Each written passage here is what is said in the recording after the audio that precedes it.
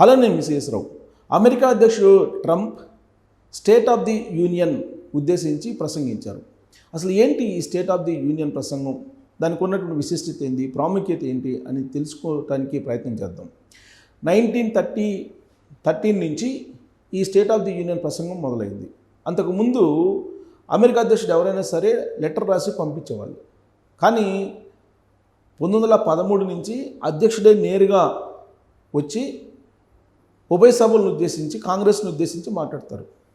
దాంట్లో సుప్రీంకోర్టుకు సంబంధించిన న్యాయమూర్తులు, మిలిటరీకి సంబంధించినటువంటి ఉన్నత అధికారులు, మంత్రులు వీళ్ళందరూ ఉంటారు. అలాగే మంత్రుల్లో ఒకళ్ళని మాత్రం రహస్యంగా ఉంచుతారు. కారణం ఏంటంటే, ఒకవేళ స్టేట్ ఆఫ్ ది యూనియన్ ప్రసంగం జరిగేటప్పుడు అధ్యక్షుడితో సహా అందరూ చనిపోతే, ఒకవేళ ప్రమాదం జరిగి లేదా దాడులు జరిగి ఒకళ్ళు ఉండాలి అనే ఉద్దేశంతో ఒక మంత్రిని మాత్రం రహస్యంగా ఉంచుతారు. ఇది స్టేట్ ఆఫ్ ది యూనియన్ ప్రసంగంలో ఉండేటువంటి ప్రత్యేకత.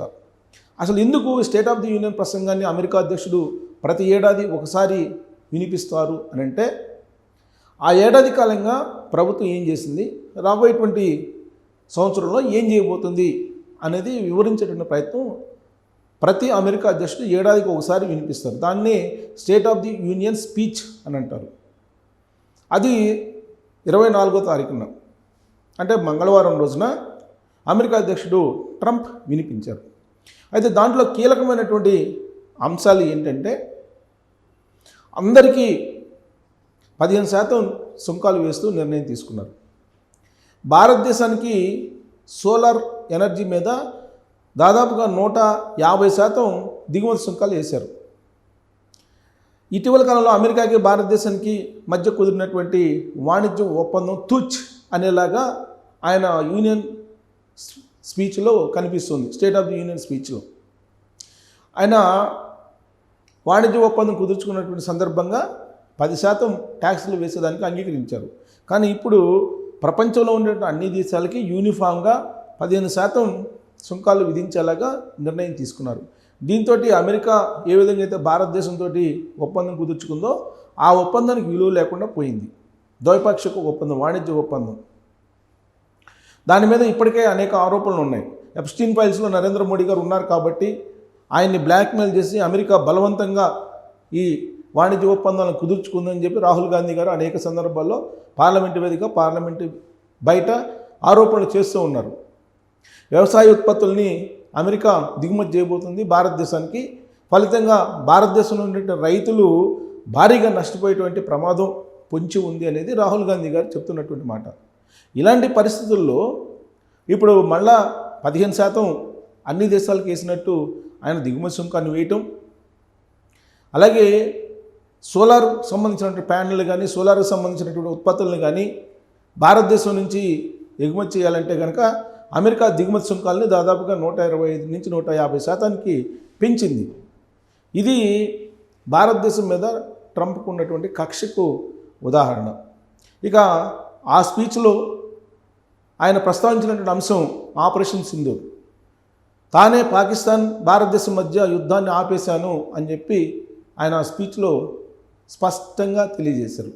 కానీ భారత ప్రభుత్వం ఏం చెప్తుంది, పాకిస్తాన్, భారతదేశానికి సంబంధించినటువంటి మిలిటరీ అధికారులు, ఉన్నతాధికారులు మాట్లాడుకున్న తర్వాతనే సీజ్ ఫైర్ అనేది జరిగింది తప్పితే ట్రంప్ మధ్యవర్తిత్వం లేదు, మూడో దేశం యొక్క మధ్యవర్తిత్వాన్ని ఎప్పుడు కూడా మేము అంగీకరించమని చెప్పి భారత ప్రభుత్వం చెప్తూ ఉంది.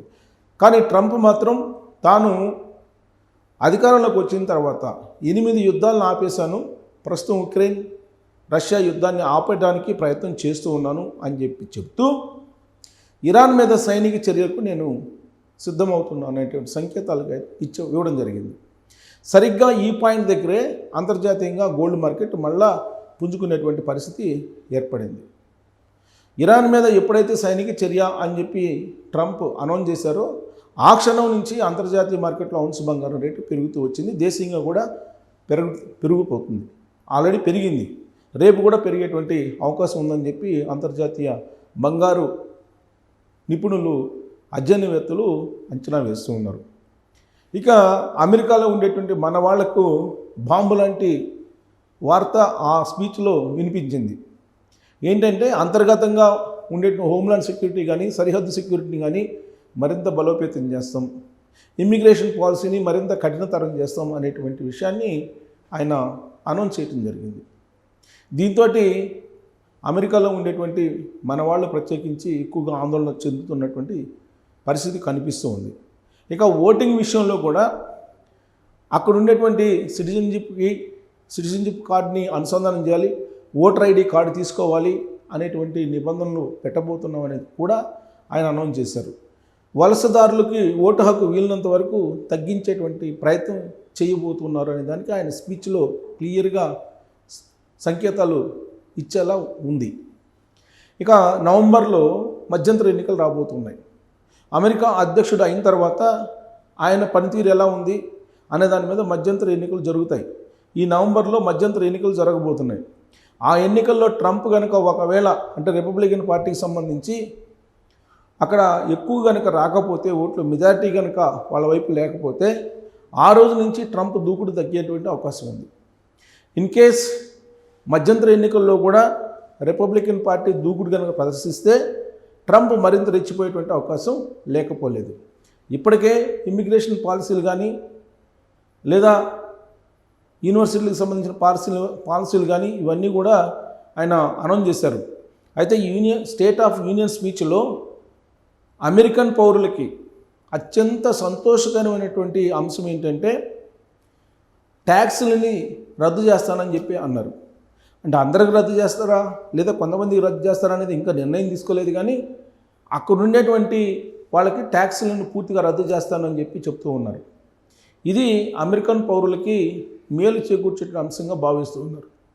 అమెరికాకు వచ్చేటువంటి ఆదాయం అంతా కూడా విదేశాల నుంచి ఉత్పత్తుల్ని పంపించేటువంటి వాళ్ళకి అంటే దిగుమతి చేసుకునేటువంటి వాళ్ళ మీద భారం మోపుతున్నాను, విదేశాల మీద పన్నులు వేసి అమెరికాని ఆర్థిక పరిపుష్టం చేయబోతున్నాను, అమెరికా ఆర్థికంగా ఎదగడానికి అమెరికా పౌరుల మీద నేను ట్యాక్సెస్ వెయ్యను, ట్యాక్స్ రద్దు చేస్తానని చెప్పి ఆయన అనౌన్స్ చేయడం జరిగింది.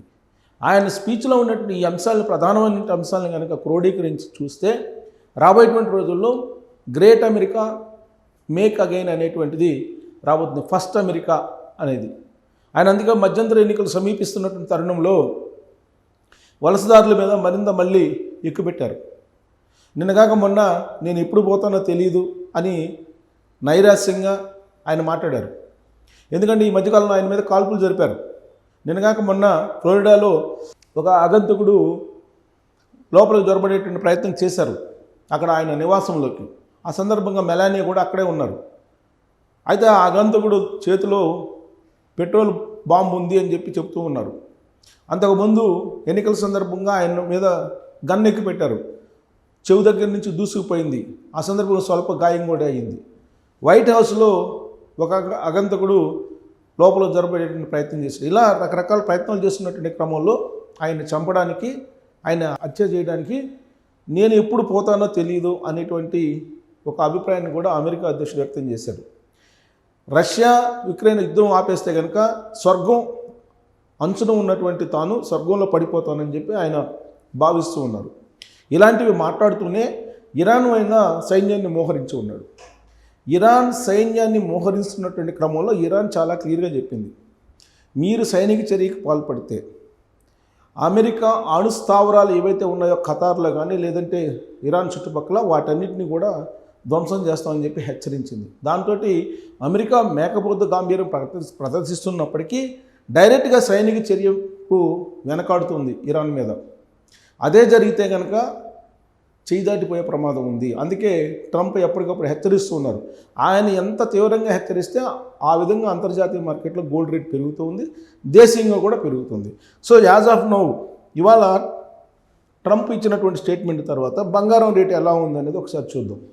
సాధారణంగా ట్రంప్ ఇచ్చేటువంటి స్టేట్మెంట్ మీద బంగారం రేటు హెచ్చుతగ్గులు కనిపిస్తున్నాయి అంతర్జాతీయ మార్కెట్లో.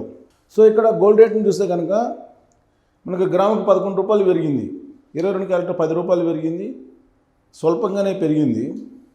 కానీ గత మార్కెట్ని చూస్తే ఇప్పుడు చూడండి, గత వారం మొత్తం పెరుగుతుంది. కారణం ఏంటంటే ట్రంప్ గత వారం నుంచి ఇరాన్ మీద నేను సైనిక చర్యకు రెడీ అయ్యాను అని చెప్పి చెప్పడంతో మనకి మొత్తం పెరుగుతూ వచ్చింది. ఇక్కడ మొత్తం పెరుగుతుంది, లాస్ట్ వీక్ మొత్తం పెరుగుతూ వచ్చింది ఇక్కడ చూడండి ఎంత పెరిగిందో. 19వ తారీఖు నుంచి పెరుగుతూనే ఉంది, ఎక్కడా కూడా తగ్గల, ఎంతో కొంత పెరుగుతూనే ఉంది. కేవలం 17, 16 తారీఖుల్లో మాత్రమే తగ్గింది. 2 రోజులు. 14వ తారీఖు 15వ తారీఖు కూడా తగ్గింది. 15, 16, 17 తారీఖులు తగ్గింది. అక్కడి నుంచి వరుసగా పెరుగుతూనే ఉంది. ఇక ఇప్పుడు స్టేట్మెంట్ ఇచ్చారు. స్టేట్ ఆఫ్ యూనియన్ స్పీచ్లో ఆయన స్టేట్మెంట్ ఇచ్చారు, సైనిక చర్యకు నేను రెడీ అవుతున్నాను అని చెప్పి. దాంతో ఇప్పుడు ఏమవుతుంది, ఇంకా అంతర్జాతీయ మార్కెట్లో బంగారం పెరిగే అవకాశం ఉంది. ప్రస్తుతం ఎంత ఉంది, 8 గ్రాముల బంగారం. అది చూస్తే కనుక మీరు 1,48,400 తులం బంగారం ఉంది. సో ఇప్పుడు రోజు రోజుకి పెరుగుతున్నటువంటి పరిస్థితి కనపడుతుంది. ఇవాళ మాత్రం 11 రూపాయలు పెరిగింది. గ్రాము వచ్చేసి 16,189, అంటే తులం బంగారం వచ్చి 1,60,000 రూపాయలు పైగా ఉంది ఇప్పుడు తులం బంగారం. సో ఇప్పుడు ఇది ఇంకా పైకి వెళ్ళేటువంటి అవకాశాలు లేకపోలేదు. ఎందుకంటే ట్రంప్ ఇచ్చినటువంటి స్టేట్మెంట్, ఆయన యూనియన్ ఆఫ్ ది స్టేట్ మీటింగ్లో ఆయన ఏదైతే ప్రస్తావించారో, ఇరాన్ మీద సైనిక చర్యకు పాల్పడతాము, సైనికుల్ని పంపిస్తాము అని చెప్పి. యాక్చువల్గా కరేబియన్ సముద్రంలో అమెరికాకు సంబంధించినటువంటి నౌకలు మోహరించుకున్నాయి గత వారం నుంచి. అందుకే వారం నుంచి బంగారం రేటు పెరుగుతుంది. ఇవాళ ఆయన స్టేట్మెంటు మొత్తం స్ప్రెడ్ అయింది ప్రపంచవ్యాప్తంగా. దీంతో గోల్డ్ రేటు మళ్ళీ మూవ్ అయ్యేటువంటి అవకాశం లేకపోలేదు. ఎప్పుడైతే ఇరాన్ నుంచి వెనక్కి తగ్గుతుందో అమెరికా, ఆ రోజున బంగారం రేటు తగ్గే అవకాశం ఉంది. రష్యా ఉక్రెయిన్ యుద్ధం ఆపిన రోజు ఇంకా భారీగా తగ్గేటువంటి అవకాశం లేకపోలేదు. అప్పటి వరకు ట్రంప్ ఇచ్చేటువంటి స్టేట్మెంట్ని బేస్ చేసుకొని బంగారం పెరుగుతుందా తగ్గుతుందా అనే అంచనాలని వెయ్యొచ్చు అనేది అంతర్జాతీయ నిపుణులు చెప్తున్నారు. దీని మీద మీరు కామెంట్ చేయొచ్చు. Thank you.